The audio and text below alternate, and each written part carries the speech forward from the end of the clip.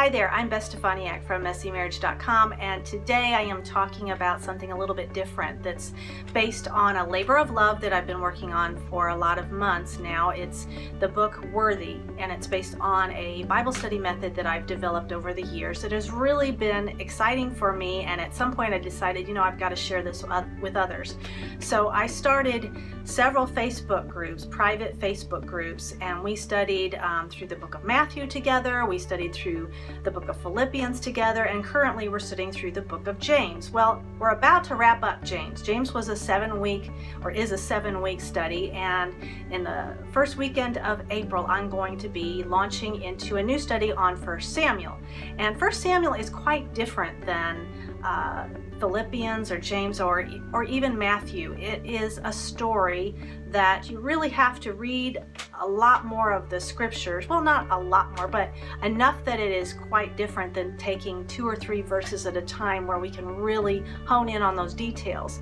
So I might read 8 to 12 verses in 1 Samuel, and I still use the Worthy method to really fine-tooth comb some of those details out, and insights are just popping up everywhere. It's just been really exciting, and I've really enjoyed it. And just the other day I took a section of scripture where Saul was a young man, and his father asked him to go out and find some lost donkeys. So he took his servant and they went from town to town to town trying to find these lost donkeys. Well, that was the extent of my reading for that day. I didn't read further on because I want to keep it as short as possible, and I thought, what insights can I pull from this? Well, God uses my Worthy method because I invite him into that process, and he reveals so much from those details that we really take the time to kind of look through and sort through.